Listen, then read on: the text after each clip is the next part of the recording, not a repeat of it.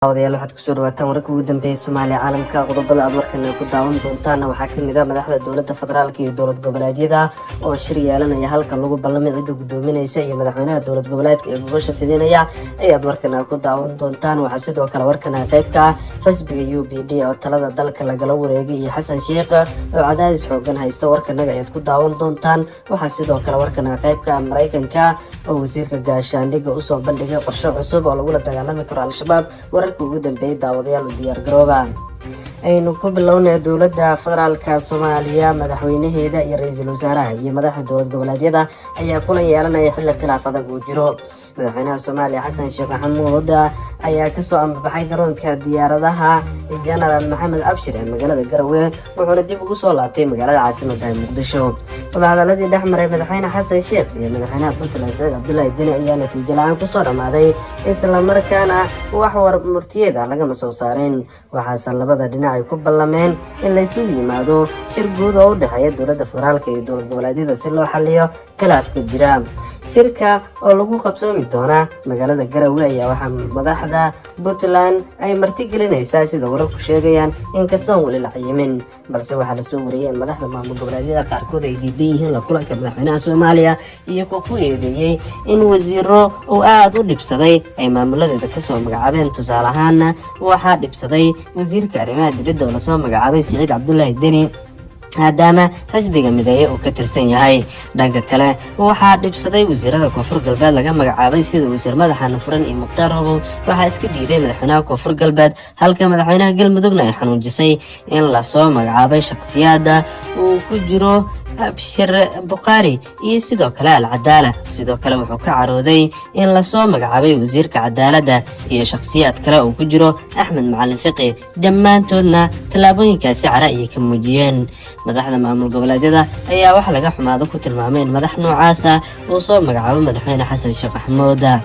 dhanka kale xogo hore oo la ogaaday ayaa waxay sheegayaan in khilaaf uu soo kala dhex galay saaxiibada u dhow madaxweyne Xasan Sheekh Maxamuud taasoo xiisada ka dhex jirta haatan aad u soo ifbaxday wasiirka waxbarashada Soomaaliya Faarax Sheekh Cabdulqaadir iyo wasiir dawladda madaxtooyada Abshir Bukhari ayaa la sheegay in xitaa aysan hadda salaanta iska qaadin khilaaf awgees Abshir Bukhari oo ka soo galay dawladda cusub qancin oo ahaa mid kamid ah xubnihii Allah Xasan Sheekh lagu soo markaasi hirgeliyay balse aan kamid ahayn xisbiga UPD ayaa haddana Faarax iyo Abshir iskooda isku arkeen maalmo ka hor Abshir waxa uu markaasi ka tirsan yahay xisbiga la yiraahdo Daljir oo senator Dhuxulow Dhagdheer iyo Yuusuf Geelle Ugaas Dhagey ay hoggaanka ka yihiin loona arko mid siyaasadiisa aad ay u adag tahay halka ay ku dambayso iyo halka dabaysha u socotana mar walba la shaqaystaa shakiga oo soo kala dhex galay Abshir iyo Faarax Sheekh Cabdulqaadir ayaa ka dhashay saameynta xisbiga Daljir oo ku dhex yeeshay durba fila Soomaaliya isla markaana xubnihii madaxweyne Xasan Sheekh u dhawaa ee xisbiga UPD ayaa waayadan fursad u waayay inay madaxweynaha la kulmaan Abshir Bukhari wuxuu ka mid ahaa wafdiga madaxweynaha u raacay Garowe waxaana aad loogu arkaa shakhsiga ugu dhow waayahan dambe waxaana wasiir Faarax uu ka carooday tallaabadaas xisbiga Daljir oo ku sii fogeynayo madaxweynaha iyo saaxiibadiis xisbiga UPD inay meesha ka baxayaan tan iyo intii ka dambeysay doorashadii 15 May 2022 madaxweyne Xasan Sheekh ayaa la doortay waxaana xisbiga Daljir ka soo baxay awoodda dawladda cusub iyo xukuumadda ku yeeshay xilal muhiim ah tusaale ahaan waxay leeyihiin wasiirka cadaaladda iyo dastuurka Xasan Macalin Maxamuud waxay sidoo kale leeyihiin wasiirka arrimaha gudaha federaalka dib u heshiisiinta Axmed Macalin Fiqi wasiir dawladda madaxtooyada Abshir Bukhari waa xubno saameyn ku dhex leh dawladda Xasan Sheekh Maxamuud Daljir ayayna ka tirsan yihiin saameynta muuqata ee Abshir waxaa laga dareemay markii uu ka shaqeeyay in darajada ciidanimo loo soo celiyo General Saadiq Cumar Xasan Saadiq John bishii Agoosto oo Abshir iyo Saadiq isku jufo hoose ka soo jeedaan balse General Cabdallah iyo Maxamed Cali Bariise ayaa iyaguna wali darajadii laga xayuubiyay xilligii farmaajo dib loogu celin taasoo ka careysiday xubno badan oo dawladda federaalka kamid ah dadka dhalilay qorshaha Abshir Bukhari ee siyaasiyiinta fila Soomaaliya waxaa kamid ah markaasi Xasan Sheekh Maxamuudna aad uga soo horjeeday waxaana sidoo kale ay sheegeen in arrintan aan la aqbali karin Sakri Gaashaan oo kamid ah shakhsiyaadka aad ugu dhawaa madaxweynaha kaasoo aad u dhaliila haatan Abshir Bukaari in madaxweynahana uu dhagaha ka furaystay in Abshir Bukaari iska fogeeyo. xisbiga Daljir waxaa maalgeliyay ra'iisul wasaarihii hore ee Soomaaliya Xasan Cali Khayre, iyadoo hidda sida wax u socdaan haddii la sii qiimeeyo ay u badan tahay in Khayre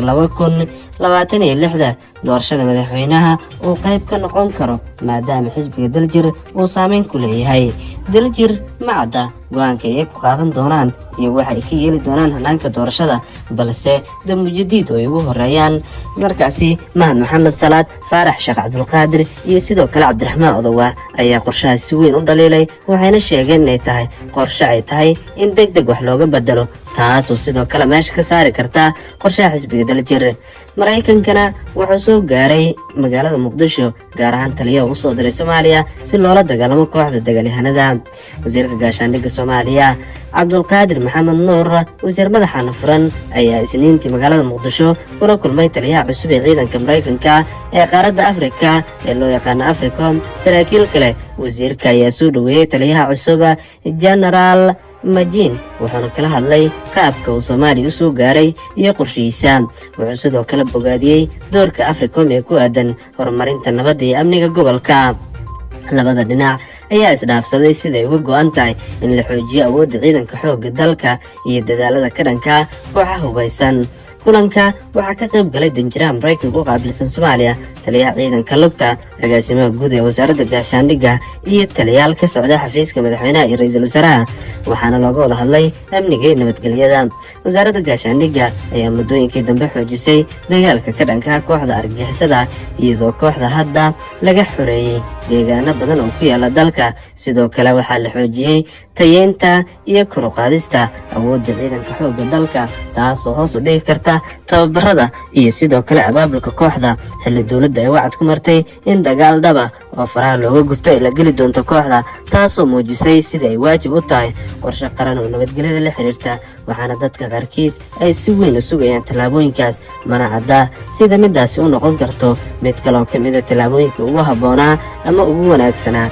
waxaana dadka qaarkiis ay fahamsan yihiin in yoolkaasi uu taageeri doono dib u dhiska dalka, amniga, sidoo kale uu kaalin ka qaadan doono xaqiijinta qodobada muhiimka ah. waxaana si weyn loo wada sugayaa ajandahaas inuu abuuro kaalin dowladnimo. ma cadda sida qorshahaas sidoo kale uu kaalin weyn uga qaadan karo dib u heshiisiinta, nabadgelyada, xalka waara, ajandayaasha laga maarmaanka. qodobkaas oo sidoo kale la fahamsan yahay inuu taageeri doono dadaal walba oo hordhac u noqon kara tallaabooyinka qaran ama xitaa xaqiijin kara isbeddel kasta oo dhaba oo maanta la samayn karo. dalkan gobolka Geeska Afrika wuxuu sidoo kale faham buuxa ka haystaa qorshaha laga maarmaanka ee dalka, wuxuu sidoo kale caddayn karaa dadaaladiisa. wuxuu sidoo kale fahamsan yahay qorshe qaran oo natiijadiisa la mahadin karo, kaasoo taageeri kara xalka waara ee qorshaha diblomaasiyadda, taasoo si weyn uga qayb qaadan kara dadaalka ugu horeeya. xalkana wuxuu noqon karaa mid diblomaasiyadeed iyo mid amni, waxaana sidoo kale dadaalkaas la taageeri karaa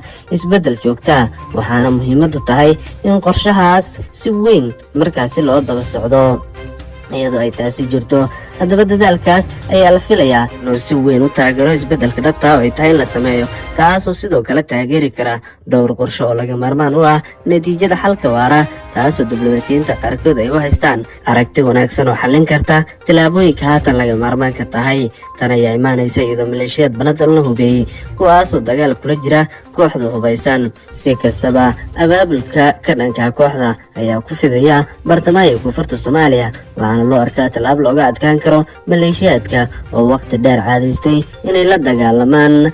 ciidanka dowladda, ciidanka midowga Afrika, siyaasadaha wadamada qaar iyo sidoo kale horumarada laga sameyn karay isbedelada dhanka cimilada, horumarka dowladnimada, hagaajinta qorshaha qaran iyo kor u qaadista dadaalada lagu dhisi karo dowladnimada. waxaana si weyn qorshahaasi diiradda loogu saaray sidii loo hubay lahaa maleeshiyaadka, hubka gacantooda loo geli lahaa, qaarashaadkooda loo sii lahaa si ay ula dagaalamaan ciidamadaas. waxayna taasi qayb ka qaadan kartaa isbeddel kastoo ay tahay in dhab loo sameeyo, waxayna xaqiijin doontaa qorshe qaran oo maleeshiyada dalka looga saari karo, taasoo dadka qaarkood ay faham buuxa ka haystaan.